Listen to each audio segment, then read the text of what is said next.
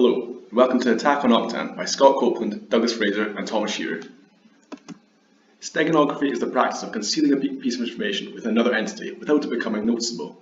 It is a practice that dates back to as early as 440 BC when messages were tattooed on slaves' heads and they were set on as messengers. If they were captured, that meant it was inconsequential. Technology now exists so that steganography can be performed digitally. We will discuss how this is done using bitmap images. Files can be stolen from the company and exfiltrated without the company even being aware of this occurring. The image type in discussion is a bitmap image. A bitmap stores the image as a series of little squares called pixels, shown by the blocky face on the right.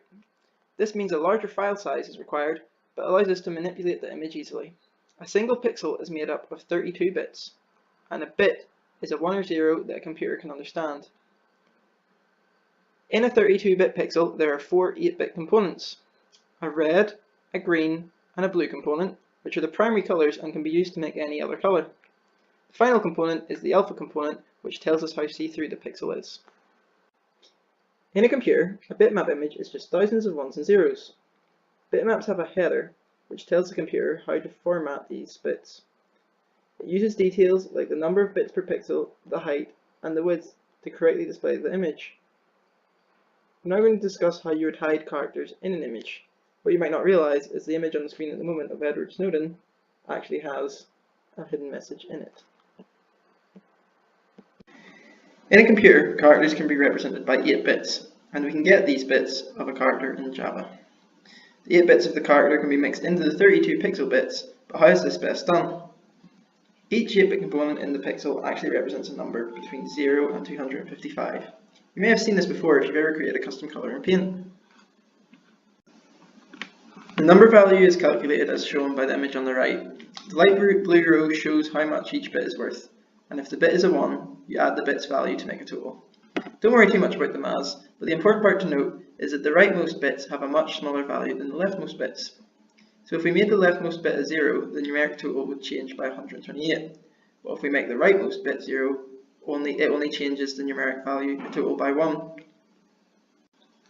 This means the rightmost bits of a component should be changed to reduce the change in colour. To hide the character best, the 8 bits should be split, and 3 bits should replace the 3 rightmost bits of the red component, 3 bits should replace the 3 rightmost bits of the green component, and 2 bits should replace the 2 rightmost bits of the blue component. This is shown below, where the bits being mixed into different components looks most similar to the original. This is compared to replacing a whole component with the character. This means we can hide a full message in an image. First of all, we have to check that the message fits the image. Then we can hide the length of the first pixel. And then X pixels later we can hide the first character.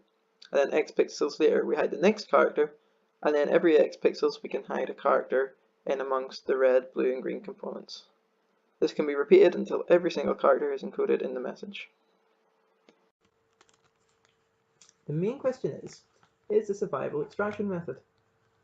The idea of image steganography is to hide the fact that any communication is taking place by hiding information in other unrelated information, such as an image. Use of steganography is not only for keeping information secret like in cryptography, but also for disguising the fact that a message even exists in the first place. The employee does seem to be afraid of reprisals if he did in fact use this method. This means it could be a viable option for the former software engineer to smuggle the data out by this method. Furthermore, the code isn't that long or complicated as shown in the background on the screen. It is fast forwarded, but even still only takes about 30 minutes to type up. This is easily memorized and can be typed at work in one day. It also allows for text files to be used. This reduces the time taken to type messages on the terminal and reduces the chance of someone being caught.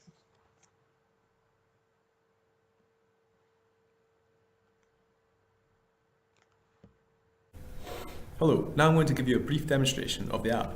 Remember earlier that we told you that Edward Snowden file had a secret message encrypted in it. Now let's decrypt that message.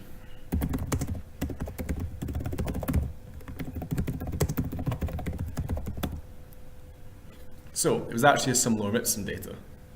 Now I'm going to show you, start to finish, how we can encode and decode a message into an image. The image we're going to use is this picture of famous whistleblower Chelsea Manning, and our message let's type one out just now.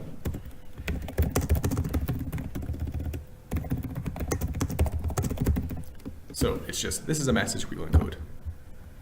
So use Java, encoder, and we have to enter the name of the image, and it'll take that input from that text file. So it says true, so it's been a success. Let's try to code it again. And now it'll be called secret.bmp. And yep, it's worked. We have broken down the scenario we were given in the exercise into 4 key points. A company, Octan, is accusing their employee of stealing confidential data, removing it from company premises through bitmap images, and then releasing it on mass media. The employee argues that this was necessary in order to whistleblow company activities which were harming the environment. However, they have not followed the proper process for whistleblowing such activities, and in doing so have harmed the reputation of the company. Octan believes that this was done deliberately in order to make money off of the company stock prices. We have identified 2 key questions which need to be answered in order to figure out if Octan has a claim against their employee, and if their employee has any defense against their actions.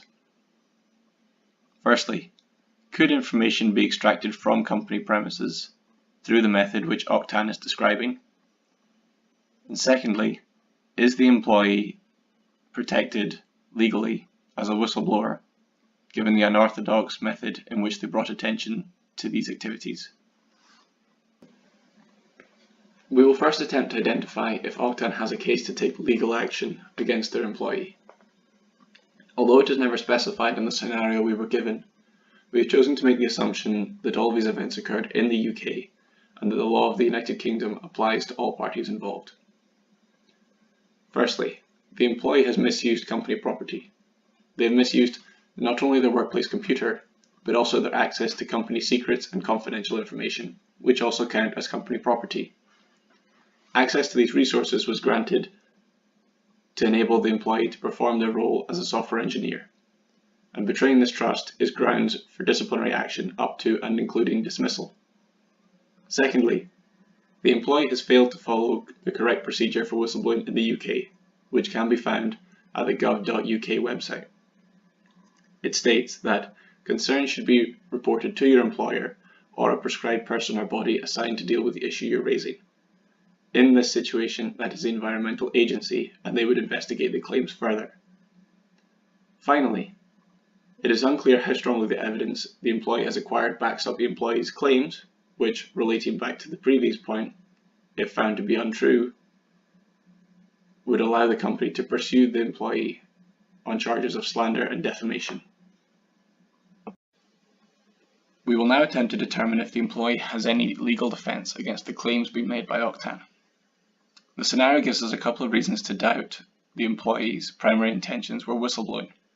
Firstly, they have failed to follow a proper procedure for whistleblowing and instead have chosen to release the information publicly. This is particularly damaging to the company's reputation. And secondly, they have implemented anti-forensics measures to conceal their identity. This appears to be unnecessary, as had they followed proper procedure, their identity would be concealed, and even if it was revealed, they would be legally protected under whistleblower protections from any kind of retaliation attack by the company. There is one defence which the employee could attempt to use to defend themselves. The gov.uk Code of Practice for Whistleblowing states that while in most cases whistleblowers who go to the media can expect to lose their whistleblower protections, in exceptional circumstances a worker can go to the media without losing their rights. They must reasonably believe that the information they disclose and any allegation contained in it are substantially true.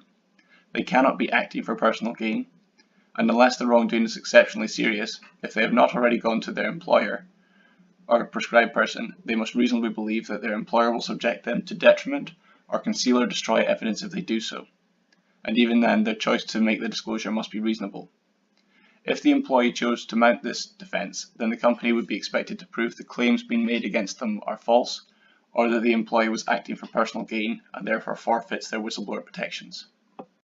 In conclusion, we believe Octan is right to take legal action against their employee for their actions and damages resulting from them. In the proceedings, the company should attempt to prove that the employee is acting in their own interest, attempting to make money off of company stock prices.